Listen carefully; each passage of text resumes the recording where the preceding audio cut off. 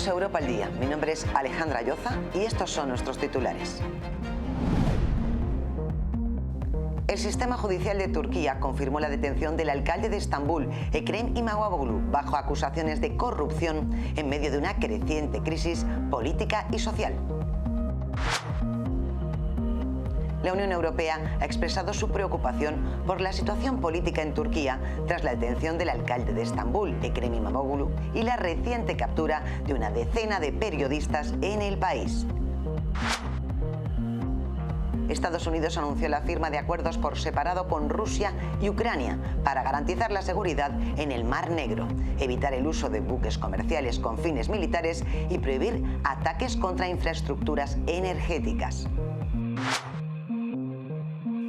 La Unión Europea advirtió sobre la posibilidad de un conflicto armado en su territorio antes del 2030, en base a informes de inteligencia de Dinamarca y Alemania que sugieren que Rusia podría atacar un país de la OTAN.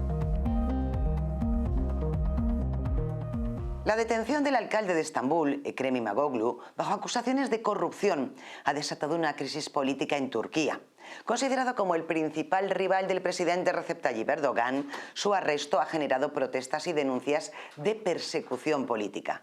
La oposición advierte que el gobierno busca debilitar a sus contendientes antes de las elecciones del 2028, mientras la comunidad internacional expresa preocupación por el estado de la democracia en el país. El sistema judicial de Turquía confirmó la detención del alcalde de Estambul, Ekrem İmamoğlu, bajo acusaciones de corrupción en medio de una creciente crisis política y social. Su arresto ha generado una ola de protestas que han derivado en enfrentamientos con la policía durante 4 noches consecutivas. İmamoğlu es considerado el principal rival político del presidente Recep Tayyip Erdogan y su encarcelamiento ha sido señalado por la oposición y diversos líderes internacionales como un acto de persecución política. La medida ha intensificado las movilizaciones contra el gobierno, que ha gobernado Turquía durante 22 años y ha sido acusado de utilizar el poder judicial para silenciar a sus adversarios. La detención de İmamoğlu se enmarca dentro de una ofensiva más amplia contra el Partido Republicano del Pueblo, la principal fuerza opositora en el país. Varios alcaldes de Estambul pertenecientes a esta formación también han sido arrestados en circunstancias similares, lo que ha aumentado las preocupaciones sobre la democracia y el Estado de Derecho en Turquía. Este episodio ocurre en un contexto en el que la oposición ha advertido que Erdogan busca debilitar a sus posibles contendientes antes de las elecciones del 2028. Sin embargo, si el Parlamento aprueba elecciones anticipadas, İmamoğlu podría convertirse en un serio desafío para la continuidad del actual gobierno, dado que Erdogan enfrenta límites constitucionales a su reelección. La Unión Europea ha expresado su preocupación por la situación política en Turquía tras la detención del alcalde de Estambul, Ekrem İmamoğlu, y la reciente captura de una decena de periodistas en el país. A través de un comunicado, la Comisión Europea instó al gobierno turco a respetar los principios democráticos y garantizar los derechos fundamentales de sus ciudadanos. Guillaume Mercier, portavoz de la Comisión Europea, señaló que la Unión Europea desea mantener a Turquía dentro de su esfera de cooperación, pero advirtió que esto requiere un compromiso firme con las normas democráticas. Mercier destacó que los recientes acontecimientos, incluidos los arrestos de İmamoğlu y los comunicadores, plantean serias dudas sobre la adhesión de Turquía a su tradición democrática. La detención de İmamoğlu el 19 de marzo, seguida de su suspensión como alcalde de Estambul, provocó amplias protestas en el país, aumentando las tensiones políticas. Además, el arresto de 10 periodistas en sus domicilios ha generado inquietud entre organizaciones defensoras de los derechos humanos, como la EMSA. En su declaración, la Unión Europea reiteró que Turquía, como nación que aspira a unirse al bloque, debe garantizar el respeto a los valores democráticos y los derechos fundamentales. Asimismo, Mercier subrayó la importancia de proteger los derechos de los funcionarios electos y el derecho a la protesta pacífica como pilares esenciales de una democracia funcional. Estados Unidos anunció acuerdos por separado con Rusia y Ucrania para reforzar la seguridad en el Mar Negro y evitar la escalada del conflicto. Estos pactos, impulsados por la mediación de Donald Trump, prohíben ataques a infraestructuras energéticas y regulan el uso de buques comerciales. Además, contemplan apoyo a Ucrania en el intercambio de prisioneros y facilidades comerciales para Rusia en el sector agrícola y de fertilizantes. Estados Unidos anunció la firma de acuerdos por separado con Rusia y Ucrania para garantizar la seguridad en la navegación del Mar Negro, evitar el uso de buques comerciales con fines militares y prohibir ataques contra infraestructura energética. La mediación del presidente Donald Trump fue clave para alcanzar estos compromisos que buscan reducir la tensión en la región. Estos acuerdos se producen tras la retirada de Rusia en la iniciativa del Mar Negro en el 2023 y un pacto que permitía la exportación segura de productos agrícolas desde Ucrania, pero que Moscú abandonó alegando incumplimientos en relación a sus exportaciones. Como parte del acuerdo, Washington apoyará a Ucrania en la facilitación de intercambio de prisioneros de guerra, la liberación de detenidos civiles y el regreso de menores trasladados a Rusia. Por su parte, el pacto con Moscú contempla la reducción de costos de seguros marítimos, la mejora del acceso a sistemas de pago internacionales y el respaldo al comercio de fertilizantes y productos agrícolas rusos. El presidente Trump enfatizó la necesidad de frenar las hostilidades y avanzar hacia una paz duradera, reiterando que Estados Unidos continuará mediando en las negociaciones entre ambas naciones. Estos acuerdos reflejan un intento por estabilizar el comercio marítimo y generar condiciones para futuras negociaciones del alto al fuego. El ministro de Asuntos Exteriores de Ucrania, Andriy Sybiga, denunció que Rusia ha continuado con sus ataques contra ciudades ucranianas. Su declaración se produjo tras un ataque con misiles en una zona residencial de Sumy que dejó al menos 74 heridos, incluidos 14 menores de edad.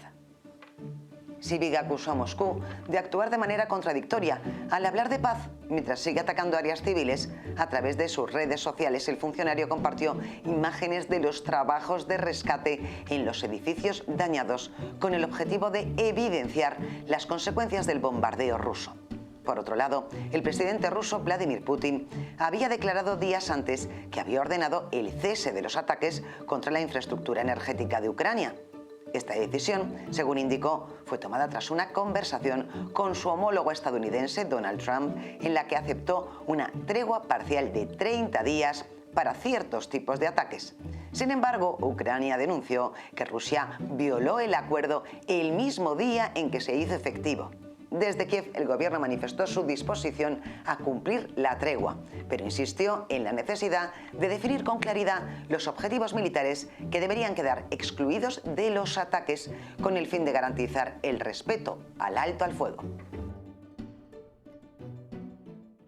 La Unión Europea alertó sobre un posible conflicto armado en su territorio antes del 2030, basado en informes que advierten de una posible agresión rusa a un país de la OTAN.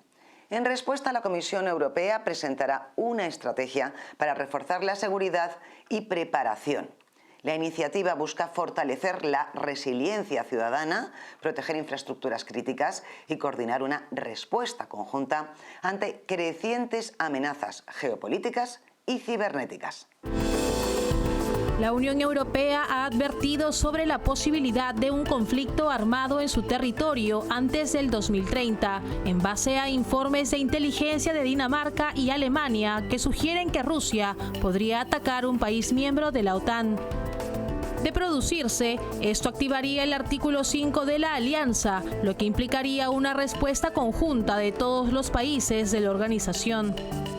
La Comisión Europea presentará su estrategia de preparación de la Unión, en la que se enfatiza la necesidad de anticiparse a crisis a gran escala y agresiones armadas contra los Estados miembros. La Comisión Europea presentará su estrategia de preparación de la Unión, en la que se enfatiza la necesidad de anticiparse a crisis a gran escala y agresiones armadas contra los Estados miembros. Según el borrador del documento al que tuvo acceso el diario El Mundo, Europa enfrenta un entorno de creciente incertidumbre debido a la guerra en Ucrania, ciberataques, sabotajes e infraestructuras críticas y desinformación extranjera. En este contexto, el documento insta a mejorar la resiliencia de la población, promoviendo la autosuficiencia de los ciudadanos durante las primeras 72 horas de una crisis. La Comisión apoyará a los Estados miembros para garantizar el acceso a suministros esenciales como agua, alimentos y medicamentos en ese periodo inicial. El informe también recoge recomendaciones del expresidente de Finlandia, Sauli Niinisto, sobre la necesidad de fortalecer la seguridad y la defensa en la región. Bruselas subraya la urgencia de esta preparación ante un escenario internacional cada vez más volátil, insistiendo en la necesidad de una respuesta coordinada para proteger la estabilidad europea. Nos vamos a una pausa y regresamos en unos minutos en Europa al Día.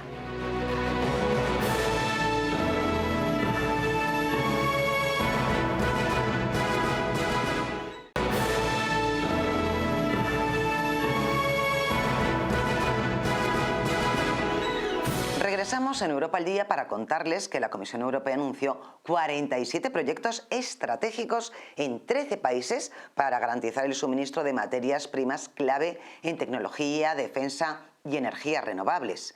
Estos proyectos contarán con financiamiento prioritario y plazos acelerados de autorización. La iniciativa busca reducir la dependencia de proveedores externos, fortalecer la producción interna y asegurar la competitividad de la Unión Europea en un mercado global cada vez más disputado.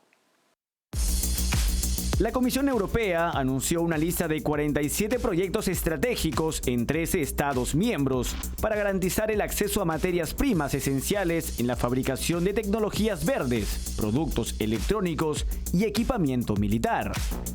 Estas iniciativas, respaldadas por la Ley de Materias Primas Críticas, recibirán financiamiento prioritario y procesos de autorización acelerados.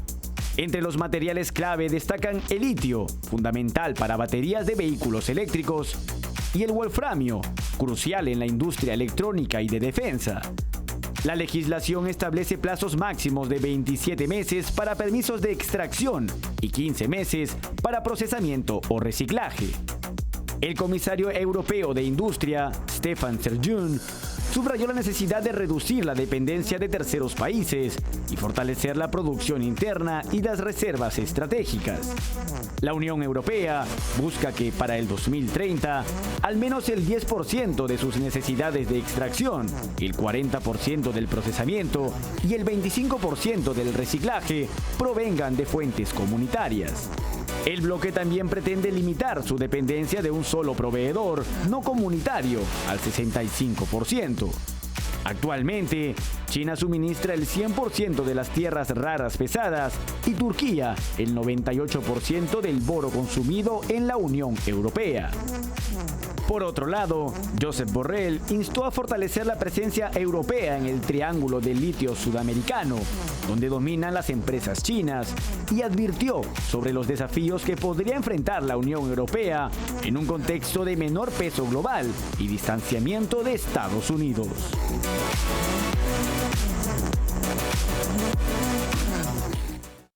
La diputada cristiano-demócrata Julia Klöckner fue elegida presidenta de la Cámara Baja del Parlamento alemán, el Bundestag, tras la victoria del bloque conservador liderado por Friedrich Merz en las elecciones generales de febrero.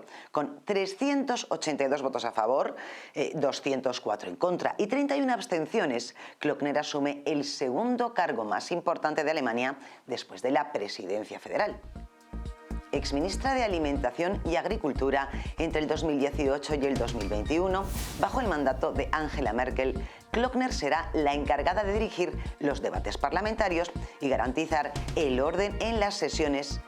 En su discurso de toma de posesión, subrayó la importancia de defender el Estado de Derecho frente a cualquier amenaza, independientemente de su origen. Asimismo, hizo un llamado al respeto y la tolerancia en el debate político, destacando que la libertad de expresión debe garantizarse dentro del marco constitucional. No todas las opiniones que no compartimos son extremismo, afirmó, instando a los legisladores a escuchar diferentes posturas con apertura y responsabilidad democrática. Klockner también defendió el compromiso político como un pilar fundamental de la democracia, en referencia a las negociaciones en curso entre su bloque conservador y los socialdemócratas del canciller en funciones Olaf Scholz. Su liderazgo en el Bundestag será clave en una legislatura marcada por desafíos políticos y económicos en Alemania y Europa. La secretaria general del Partido Popular, Concepción Gamarra, cuestionó a la vicepresidenta María Jesús Montero y al gobierno de Pedro Sánchez porque aún no han presentado presupuestos, pese a ser su obligación constitucional. Gamarra también indicó que si tuvieran mayoría no estarían retirando leyes para evitar derrotas parlamentarias ni bloquearían iniciativas legislativas clave. Usted se presenta hoy aquí sin presupuestos, sin mayoría parlamentaria, sin unidad en el gobierno y sin otro objetivo político que aferrarse al poder. Esa mayoría parlamentaria usted la tiene en la mente, pero no existe. Porque si realmente tendría usted una mayoría parlamentaria, no llevarían más de 100 derrotas parlamentarias. Si tuvieran mayoría parlamentaria, no estarían retirando leyes para evitar derrotas parlamentarias o no estarían paralizando la tramitación de mayorías que podrían sacar adelante leyes que penalizan. Pero lo que no puede hacer por estar en minoría es decir que la democracia es una pérdida de tiempo. Pero ¿quiénes se creen ustedes que son desde el Ejecutivo para decirle al Legislativo que no puede desarrollar su labor? Y lo siguiente, ¿qué será? ¿Decir que es una pérdida de tiempo convocar elecciones porque los domingos podemos tener un mejor plan? ¿Qué será lo siguiente, señora Montero? Y lo que no puede hacer por estar en minoría es incumplir el artículo 134 de la Constitución española, que le dice y le mandata a usted que el Gobierno deberá presentar ante el Congreso de los Diputados los presupuestos generales del Estado. ¿Por qué no los trae? Y le exigimos algo más. Deje de pervertir el veto para secuestrar al Poder Legislativo y amordazar la democracia. Fíjese lo que decía el señor Sánchez cuando perdió la votación de los presupuestos. Entre las dos opciones, no hacer nada y continuar sin presupuestos, o convocar y dar la palabra a los españoles, elijo la segunda. Pues aplíquense el cuento y den la palabra a los españoles. Nos vamos a una pausa, regresamos en unos minutos en Europa al Día.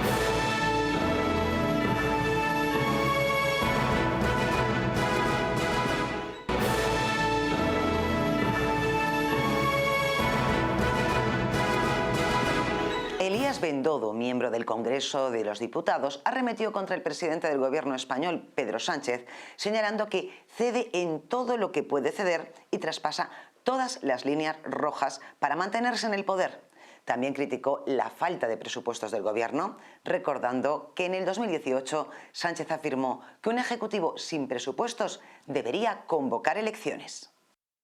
Esta legislatura es la historia de una bajada de pantalones continua.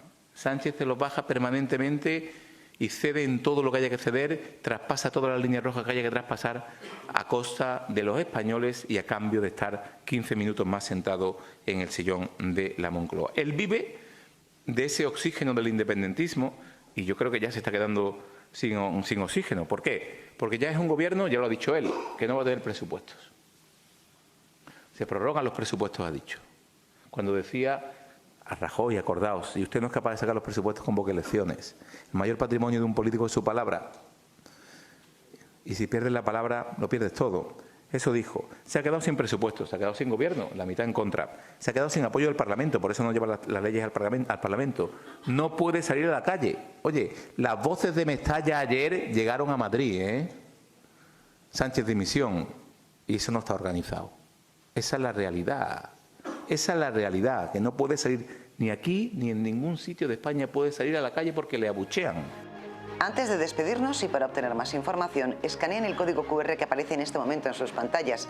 No se olviden que estamos en grupotvl.com. Síganos también en Twitch como TVL. Escúchenos a través de Spotify como TVL en español y sigan nuestra señal en vivo en nuestro canal de YouTube, donde podrán encontrarnos como TVL en español. La semana que viene les esperamos con más información en Europa al Día.